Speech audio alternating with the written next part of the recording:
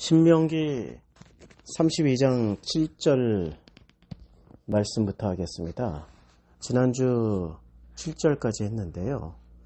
옛날을 기억하라, 역대 연대를 생각하라 라고 말씀하셨을 때 도대체 옛날은 어디쯤이고 또 역대의 연대를 생각하라 라고 할 때는 도대체 어떤 역사를 기억하고 어떤 역사를 생각해야 되는지를 한번 되짚어 봐야 될 필요가 있는 거죠. 여기에 대한 답은 8절에 나옵니다. 자, 지극히 높으신 자가 누구였죠? 이스라엘 백성들은 지극히 높으신 자 하면은 전부 다 여호와 하나님이라고 생각했을 것 같은데 그게 바로 착각이에요. 여호와 하나님을 숭배하던 사람들이 아니었고 여호와 하나님을 배워가는 사람들이었죠. 여호와 하나님을 처음부터 몰랐어요. 언제 몰랐냐면은 창세기 11장 이전까지는 이스라엘이라는 나라가 존재하고 있었습니까? 존재하지 않았죠. 창세기 12장부터 11장이 끝나고 12장부터 아브라함의 역사가 직접 시작되잖아요. 이렇게 창세기 12장부터 아브라함의 역사가 시작되고 아브라함, 이삭, 야곱 이 세 사람을 조상들이라고 그러죠. 이스라엘 사람들에게는. 그러니까 이 조상의 역사부터 시작되어지는 게 이스라엘의 역사고요. 그 조상의 하나님의 이름을 정확하게 알고 있었습니까? 아니, 모르고 있었죠. 그러니까 출애굽기 3장 14절에서 비로소 여호와께서 당신의 이름을 여호와라고 모세에게 가르쳐주지 않습니까? 그러니까 하나님의 이름이 여호와, 엘로힘 혹은 여호와 엘로힘이라고 정확하게 알려지게 된 것은 출애굽기 3장 14절 광야 때부터라는 거죠. 그 광야 사건이 있을 때. 그리고 광야 40년 내내 그들은 무엇을 배웠냐면 만나와 메추라기를 먹으면서 구름기둥과 불기둥의 인도하심을 받으면서 성막과 제사를 통하여서 또 레위인들을 세움으로 인해서 레위들을 통하여서 무엇을 배우게 되었냐면은 바로 여호와 하나님을 배우는 일을 하게 되었다는 거예요. 그러니까 그 이전까지는 여호와라고 모르고 믿었던 거죠. 그 증거 중에 하나가 아브라함의 하나님, 이삭의 하나님, 야곱의 하나님이라고 불렀죠. 만약에 그때 여호와라는 명칭이 있었으면 여호와, 엘로힘 이렇게 불렀겠죠. 그런데 그의 후손들은 여호와 엘로힘이라고 부르지 않았고요. 그냥 아브라함의 하나님, 이삭의 하나님, 야곱의 하나님 이렇게 불렀습니다. 조상들의 하나님이라고 불렀어요. 그래서 성경을 보면 자 성경을 좀 보겠습니다. 옛날을 32장 7절이에요. 옛날을 기억하라. 그 옛날이 아브라함 때를 기억하라는 것인지 아니면 역대 연대를 생각하라. 그러면 아브라함과 그의 후손들의 역대와 연대를 생각해야 되는 건지는 좀 불분명해요. 그런데 그 다음 그 문장은 내 아버지에게 물으라. 내 아버지가 누구죠? 이 이스라엘 백성들의 아버지는 아브라함인 거죠. 그리고 그가 내게 설명할 것이요 내 어른들에게 물으라. 그들이 내게 말하리라. 어른들이 누구죠? 아브라함의 족보, 그러니까 아브라함의 족보가 나오기 이전의 분들이 어른들이었던 거죠. 그러니까 지금 32장 7절은 아브라함부터 시작되는 이스라엘 역사에게 물으라. 그리고 그 이전에 있었던 조상들에게 물으라라는 뜻도 충분히 될 수 있다는 겁니다. 그래서 8절에 보면 이렇게 돼 있어요. 7절을 정확하게 이해하지 않으면 8절을 이해할 수가 없습니다. 8절은 지극히 높으신 자라고 그랬습니다. 지극히 높으신 자라고 표현을 했을 때는 좀 뭔가 생각을 해야 되는 거죠. 우린 당연히 지극히 높으신 자가 누구죠? 광야 40년을 통해서 분명히 배웠잖아요. 지극히 높으신 자가 여호와 하나님이라는 걸 분명히 배웠잖아요. 그러면 여호와 하나님이라고 표현을 해야 되는데 여호와 하나님이라고 표현을 하지 않고 뭐라고 표현하고 있습니까? 지극히 높으신 자. 그러니까 지극히 높으신 자라는 것은 여호와 하나님은 이제 출애굽 여정에서 여호와 하나님이라는 걸 배웠어요. 그러면 출애굽 이전에 아브라함과 그의 조상들은 그냥 여호와라는 이름을 모르고 어떤 식으로 하나님을 배운 겁니까? 지극히 높은 자 혹은 신들의 신, 너머의 신, 그야말로 위대한 신 중의 신, 뭐 이렇게 생각했겠죠. 그것을 지극히 높은 자다라고 말씀하고 있는 겁니다. 이렇게 지극히 높은 자는 창세기로 치면은 1장부터 11장 사이에 그 신의 이름이, 그 하나님의 이름이 지극히 높으신 자예요. 그리고 아브라함, 이삭, 야곱의 그 하나님도 지극히 높으신 자인 거죠. 왜냐면 그때까지만 해도 여호와 하나님이라는 이름을 알고 있지 않았거든요. 자, 지극히 높으신 자가 민족들에게 기업을 주실 때, 인종을 나누실 때, 자, 민족과 인종을 언제 나누셨습니까? 민족들에게 기업을 주셨다는데 그 기업이 뭐죠? 땅이지 않습니까? 땅. 그러니까 기업을 주신다라고 할 때는 땅을 받는 겁니다. 그 다음에 인종을 나누실 때 그 인종은 또 언제 나누어지십니까? 이게 바로 창세기 10장에 나와요. 창세기 10장에 보면 노아의 아들 셈과 함과 야벳의 족보는 이러하니라. 홍수 후에 그들이 아들들을 낳았으니 셈, 함, 야벳들을 낳았어요. 그리고 셈, 함, 야벳이 이제는 나누기 시작합니다. 자, 이들로부터 여러 나라 백성으로 나뉘어서 각기 언어와 종족과 나라대로 바닷가의 땅에 머물더라 해서 이 야벳 자손에 대한 이야기가 쭉 10장 1절부터 5절까지 나오고요. 10장 6절부터는 함의 아들은 구스와 미스람과 북과 가나안이요 해서 함의 아들들의 이야기가 나옵니다. 그리고 이들은 어떻게 경계가 지어지냐면요. 10장 20절에 이들은 함의 자손이라 각기 족속과 언어와 지방과 나라대로였더라 라고 이렇게 나뉩니다. 10장 21절부터는 셈은 에벨의 자손의 조상이요. 이렇게 그 셈의 족보가 나옵니다. 그리고 32절에 이들은 그 백성들의 족보에 따르면 노아의 자손들의 족속이요. 홍수 후에 이들에게까지 그 땅의 백성들이 나뉘었더라. 그리고 바로 윗절에 31절에 이들은 셈의 자손이니 그 족속과 언어와 지방과 나라대로였더라. 그러니까 언어와 지방과 나라.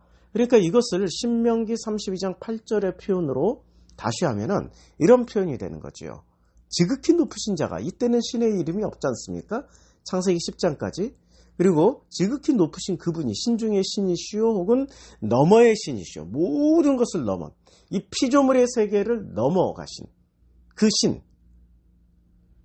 그러니까 우리는 여호와라는 이름이 소중한 겁니까? 아니면 신들의 신, 지극히 높으신 그 분이 중요한 겁니까? 아니면 그 너머의 신이 중요한 겁니까? 그 너머의 신을 여호와라고 불렀던 거고 엘로힘이라고 불렀던 거죠. 지금 하나님이라고 부르는 거고요.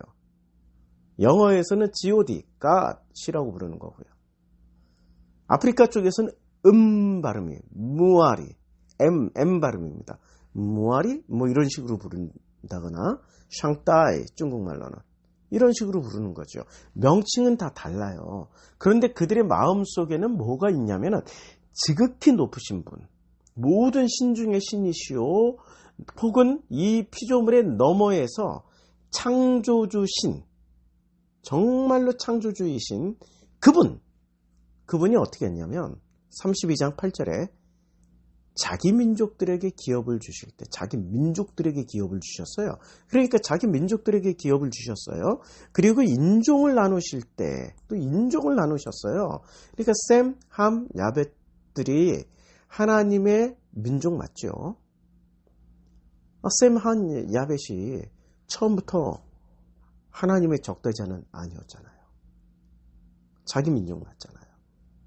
그리고 그들에게 기업을 주실 때, 땅을 주실 때, 또 인종을 나누실 때, 셈, 함, 야벳 인종을 나누실 때, 맞지 않습니까? 그러니까 창세기 1장부터 10장 사이의 내용을 신명기 32장 7절과 32장 8절은 지금 말씀하고 있는데, 이 내용을 우리가 정확하게 인지하지 못하면 성경을 오해해서 읽을 수 있는 거죠.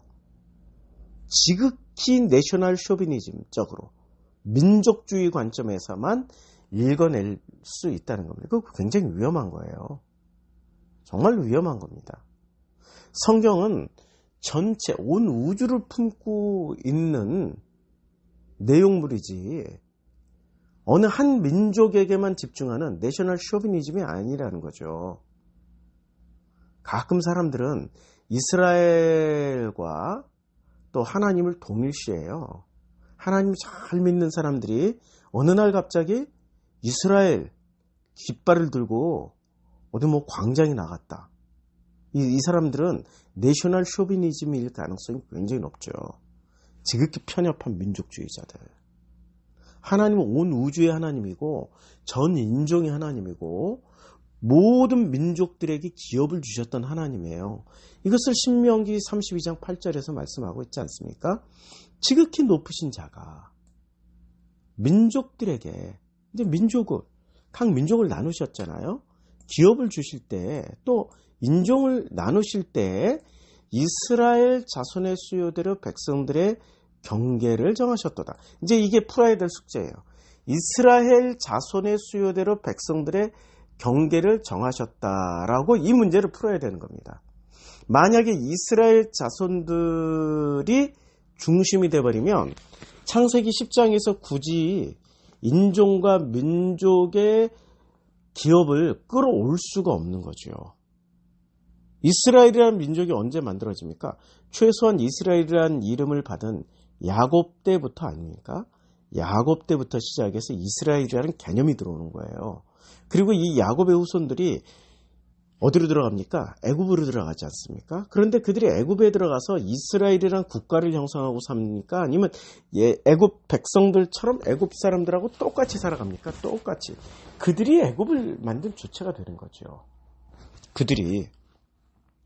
왜냐하면 요셉의 때에 이미 곡물 7년 흉년과 7년 풍년 때, 또 특별히 7년 흉년 때 이 모든 백성들을 창세기 47장에 보면 제일 먼저 돈을 받고 곡물 주고, 그 다음에 가축을 받고 곡물 주고, 그 다음에 땅과 소유와, 그리고 심지어는 그들의 몸까지 다 저당 잡힌 후에 곡물을 줬어요.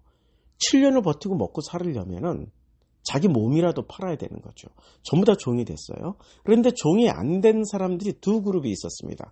한 그룹은 요셉과 함께 왔던 형제 자매들, 이스라엘의 후손들이죠. 야곱의 후손이니까 이스라엘의 후손들이잖아요. 이스라엘의 후손들은 노예가 되지 않았어요. 참 감사한 거죠. 노예가 안 됐어요. 종이 안 됐단 말이에요. 그때 종이 된 사람들은 의무를 져야 됐어요. 10의 2조를 내야 돼요. 11조가 아니라 5분의 1을 바쳐야 되니까 10의 2조를 내는 거예요. 완전 노예 생활이죠. 11조도 버거운데. 하나님에게 드린다 아멘하고 믿고 있는 그 11조 내는 것도 힘든데 10의 2조를 내야 된다고. 그게 애굽의 현실이었어요. 그러니까 유일하게 면제받았던 두 그룹이, 첫 번째 그룹은 이스라엘 사람들이었어요. 그리고 두 번째 면제받았던 사람들은 제사장들이었습니다. 애굽의 제사장들. 근데 애굽의 제사장들이, 제가 물어볼게요. 애굽의 제사장들이 정말로 여호와의 제사장들이었을까요? 아니면 애굽이 다신교 숭배하던 집단이었잖아요. 그들의 제사장이었을까요? 그건 깊이 한번 생각을 해봐야죠. 그러니까 두 그룹이 좌우지간 면제를 받았어요. 그런데 그들이 끝까지 자유인의 신분이나 아니면 세금을 면제받는 신분을 유지할 수 있었던 건 아니에요. 이건 어디서 알 수 있냐면 출애굽했던 것처럼 출바벨론을 한 사람들이 있었습니다. 바벨론에서 포로로 돌아온 세대들이 있었어요. 근데 그들이 포로로 돌아와가지고 어떤 일이 벌어졌습니까? 포로로 돌아온 후에 그들 사이 신분이 분화가 됩니다. 똑같이 예루살렘 성전 짓는 데 참여했고 똑같이 그 주변 안 믿는 것들하고 싸워가면서 하나님의 성전을 만들어갔던 사람들인데, 놀랍게도 어떤 사람들은 바빌론에서 나올 때 뭘 많이 가지고 나오고 어떤 사람들은 못 가지고 나왔어요. 그럼 먹고 살아야 되잖아요. 못 가지고 나온 사람들은 제일 먼저 뭐부터 합니까? 자기 자녀들을 종으로 파는 거죠. 그 다음에 또 당신들도 먹고 살 길이 없으면 자기 자신을 종으로 파는 거죠. 이것을 스룹바벨이 굉장히 안타까워했습니다. 성경에 나와요. 잘 찾아서 읽어보세요. 그러니까 똑같은 자윤이 됐다 할지라도 누구는 종의 신분으로 도로 돌아갈 수 있는 거고, 누구는 정말 끝까지 그 물질을 잘 유지해서 자윤이 돼서 종을 부리는 사람이 되는 거죠. 그러니까 애굽에서 지금 400년이 있었단 말이에요.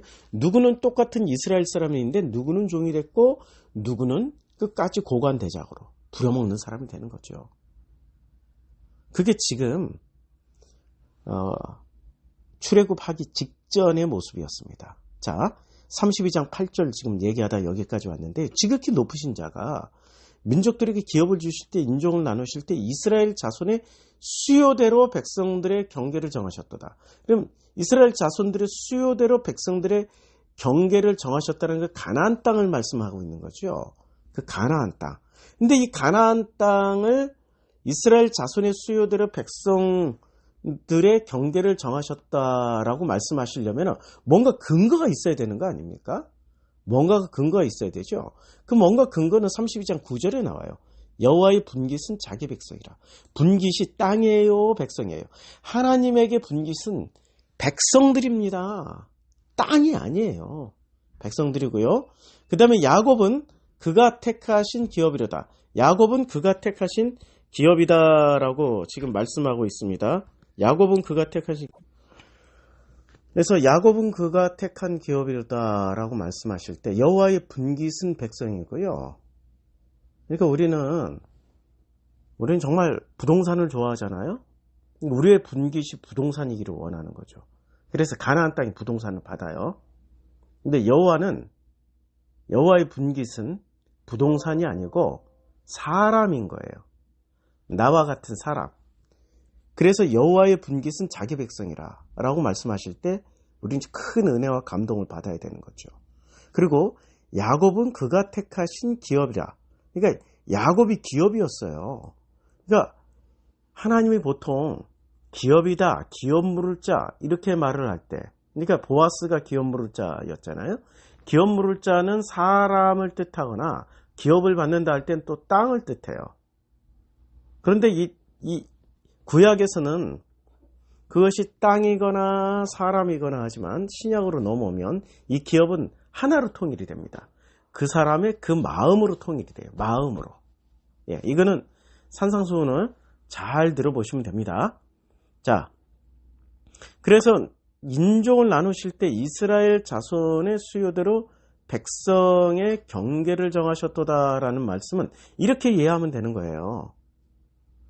이스라엘 자손이 기준이 된 옛날이 아니고 역대의 연대가 아니고요. 이스라엘 자손의 정당성을 끌어내기 위해서 옛날과 역대의 연대, 즉 창세기 10장에 지극히 높으신 자가 민족들에게 기업을 주실 때, 인종을 나누실 때 이것을 가지고 나누신 거죠. 그래서 신명기 32장 7절에 옛날을 기억하라, 역대의 연대를 기억하라, 그리고 내 아버지에게 물으라 이렇게 말씀하실 때는 아브라함 이전의 것과 아브라함 이후의 것을 다 한꺼번에 섞어서 말씀하셨다. 왜냐하면 정통성을 말씀하기 위해서. 그럼 나라는 정통성을 한번 생각해 보자고요. 성경에는 족보가 굉장히 많이 나와요. 그 중에 대표적인 족보가 마태복음과 누가복음 족보 아닙니까? 근데 마태복음의 족보는 아브라함부터 시작되고요. 누가복음의 족보는 예수부터 시작해서 거꾸로 아담 위에 하나님까지 올라가요. 그러니까 우리의 족보의 구성은 두 가지가 되어 있다는 거죠. 아브라함부터 시작하는 족보가 있고요. 하나님의 창조물, 하나님의 피조물, 하나님이 만드신 당신의 자녀 아담으로부터 시작하는 족보가 있는 거죠. 이 두 가지가 공존하고 있어요. 그래서 이 두 가지를 지금 신명기 32장 7절부터 9절까지를 다 말씀하고 있는 거예요. 이 두 가지가 존재하고. 그래서 정통성을 끌어낼 때는 누가복음의 아담과 셋과 이런 그 아담, 셋, 노아로 이어지고 그리고 아브라함, 이삭, 야곱으로 이어지는 족보를 끄집어서 내오시는 거죠. 왜냐하면 이스라엘 백성이 갑자기 하늘에서 뚝 떨어진 게 아니라 셈, 함, 야벳, 셈의 후손에서 왔으니까 셈, 함, 야벳, 그 이전에 노아 이전에 무드셀라 이전에 셋, 아담, 그리고 아담을 창조하신 하나님이 정통성인 거죠. 그래서 지극히 높으신 분은 아담을 만드신 그 하나님이라는 거예요. 이걸 말씀하기 위해서 신명기 32장 7절부터 9절까지를 말씀하셨던 거죠. 이걸 이해하고 이제 10절을 넘어가야 이해를 제대로 합니다. 자, 그래서 32장 7절부터 9절을 다시 읽고 마치겠습니다. 옛날을 기억하라. 역대의 연대를 생각하라. 내 아버지에게 물으라. 그가 내게 설명할 것이요. 내 어른들에게 물으라. 그들이 내게 말하리로다. 이제 어떤 내용인지 아시겠죠? 창세기 10장. 지극히 높으신 자가 민족들에게 기업을 주실 때, 창세기 10장이죠. 인종을 나누실 때 창세기 10장이죠. 이스라엘 자손의 수요대로. 이것은 이스라엘 자손의 수요대로 백성들의 경계를 정하셨다라는 것은 창세기 15장에 보면 아브라함과 하나님께서 언약을 맺으실 때 너희의 후손들에 대해서 말씀하고 있지 않습니까? 400년 동안 애굽에서 고생할 것이다. 그 후에 너를 불러낸다. 왜냐하면 아모리의 죄가 아직 가나안 땅이 가득 차지 않았기 때문에 라고 분명히 말씀하십니다. 그러니까 이스라엘 자손의 수요대로는 언제 정하신 거예요? 아브라함과 언약을 맺을 때. 이렇게 창세기 12장을 기준으로 해서 이제 창세기 12장을 기준 내용이 성경이 확 달라져요. 창세기 1장부터 11장까지는 원역사고요. 12장부터는 이스라엘의 역사예요. 아브라함과 이삭과 야곱의 후손들의 역사거든요. 그러니까 아브라함과 이삭과 야곱의 후손들의 역사는 사실은 창세기 1장부터 11장 사이에 있었던 지극히 높으신 하나님, 그 너머의 하나님, 신 중의 신이요 왕 중의 왕이신 그 하나님을 디테일하게 설명하기 위해서 아브라함을 선택했고 아브라함, 이삭, 야곱의 그 후손들을 통해서 우리에게 디테일하게 설명해 주시기 위해서 선택한 거예요. 그래서 그 디테일은 어디서부터 나와야 되는 거죠? 원형이 창세기 1장부터 11장 사이에서 나오는 거죠. 그래서 11장에 인종과 민족과 기업을 주실 때를 기준으로 삼아서 말씀하시는 겁니다. 옛날을 기억하라. 역대의 연대를 생각하라. 그럼 우리는 나라는 인간의 옛날과 역대 연대는 놀랍게도 아담부터 시작하는 겁니다. 거꾸로 거슬러 올라가면 아담 그리고 하나님이 우리의 족보예요. 우리 조상들의 족보라니까요. 지극히 높으신 분이죠. 이 족보를 거꾸로 거슬러 올라가면 지극히 높으신 분이죠. 그분이 우리 아버지 하나님이세요. 놀랍지 않습니까? 감사하지 않습니까? 이것이 은혜이지 않습니까? 이런 은혜를 받고 살고 있는 우리가 부족할 게 뭐가 있어요? 돈 조금 없다고, 지금 일이 잘 안 풀린다고, 사는 게 조금 힘들다고 하나님 원망하고, 그게 다 신앙심이 없어서 그렇습니다. 성경을 몰라서 그런 거예요. 성경을 잘 알면은 아멘 하고 가게 될 것입니다. 기도하겠습니다.